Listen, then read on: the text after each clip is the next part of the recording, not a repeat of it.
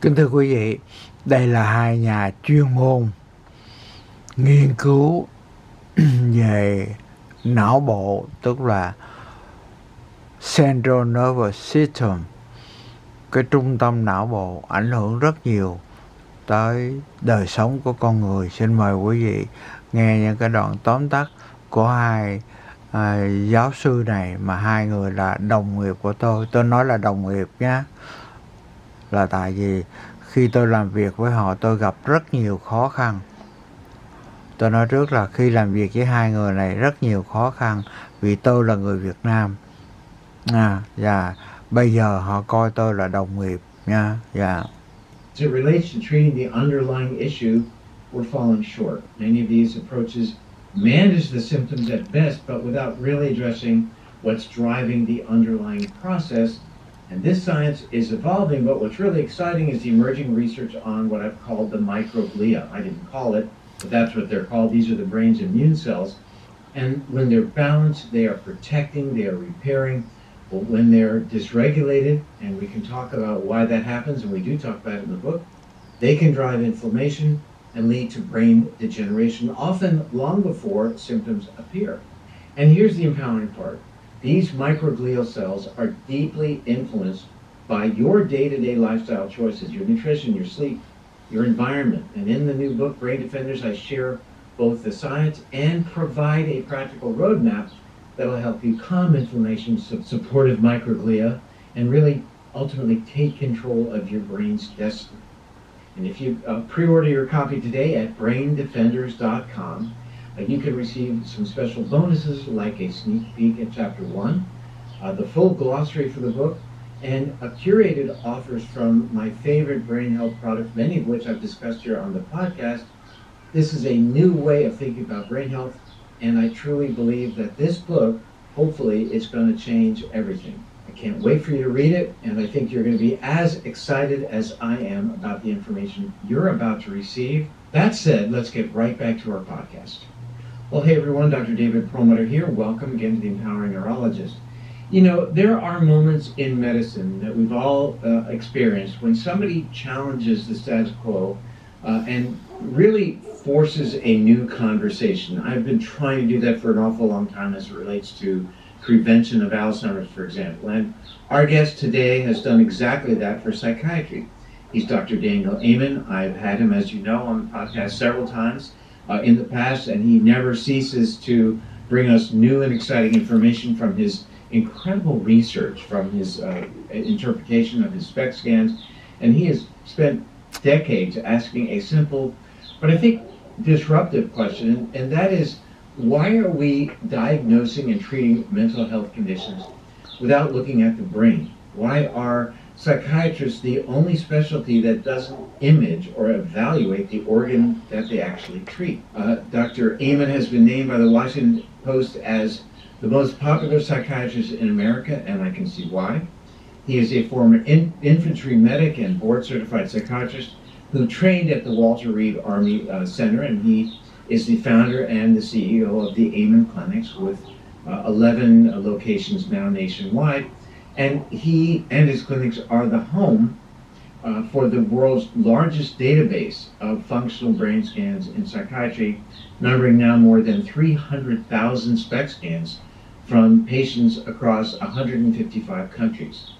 Dr. Amen is deeply involved in clinical work as well as research and has written 12, count them, 12 New York Times bestselling books, including Change Your Brain, Change Your Life, and The End of Mental Illness. He has brought brain health into the mainstream, awareness and conversation, really in a way that few physicians ever have.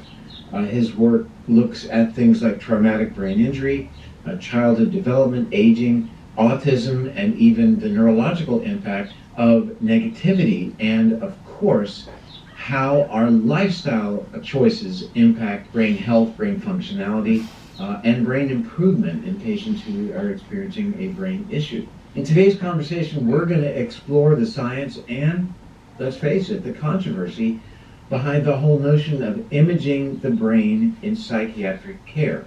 and look at what decades of Dr. Amen's data reveal about how our brains change across our lifespan, and most importantly, what can we do?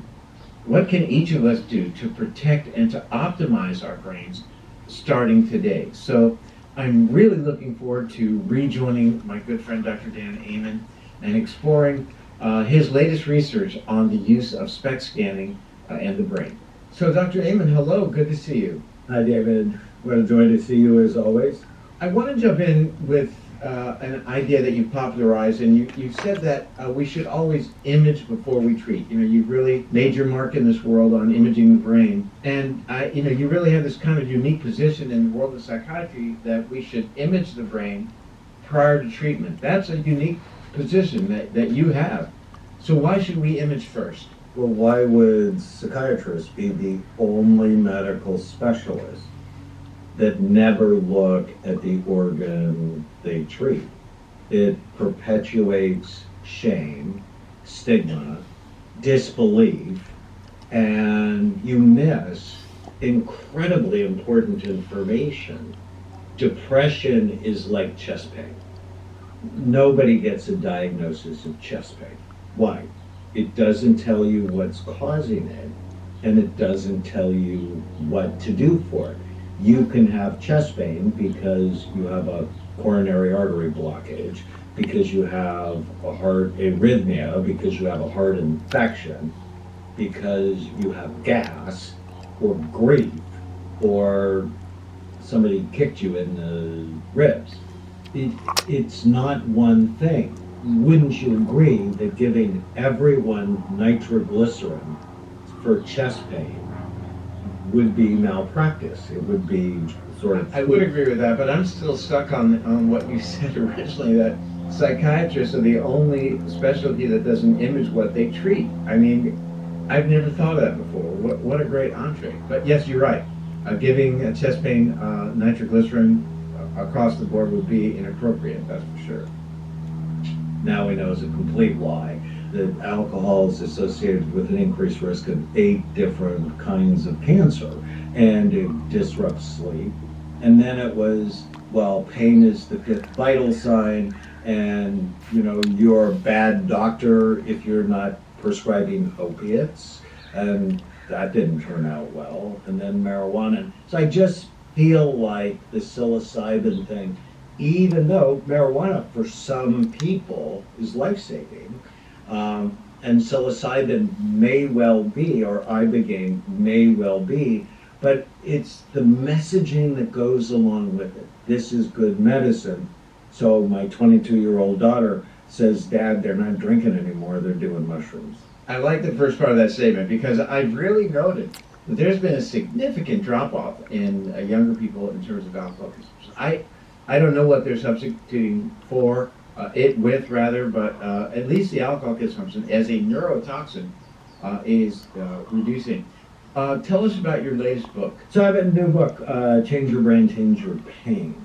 And I talk about the pain circuits in the brain and how chronic pain often gets stuck in your brain. And if you really want to be out of chronic pain, you have to get your brain healthy. And the star of the new book is the doom loop, the pain for any reason, which activates the lateral feeling pain circuit, which is your thalamus and parietal lobes. So pain for any reason, and it can be emotional pain. It can be an attachment loss that'll activate that circuit. But then in turn, it activates the medial pain suffering circuit. And that's the one that smears pain with fear and dread, which then leads to an invasion of what we call ANTs, automatic negative thoughts, which then go to nervous tension, which escalates the brain, which then goes to bad habits, and you end up in this doom loop that perpetuates itself. So it keeps the score. So if you've been in pain for more than 3 weeks, it has changed the circuitry, actually positive benefits. Dr. Dan Amen, I'm grateful for a couple things. Certainly grateful that you shared your wisdom with us today. I'm grateful for our decades of friendship and with you and your wife and all of the wonderful things that you've taught me over many, many years. So thank you for spending time with us today. Well, thank you, brother. I look forward to seeing you soon, I hope. Well, that was certainly enlightening. I look forward to time I get to spend with Dr. Amen. And you know, what makes having conversation with him so compelling is not just the breadth and scale of his work, but the shift in perspective that it demands of all of us. If there's, you know, one takeaway, it's this, and that is that mental health is brain health. And the brain is far more dynamic and adaptable and responsive to our choices than we've been led to believe. That's rip. Cảm ơn quý vị đã dành thời giờ theo dõi đoạn tóm tắt video này. Tại vì làm việc cho chính phủ của tiểu bang California, tôi đã giúp những người bị mental health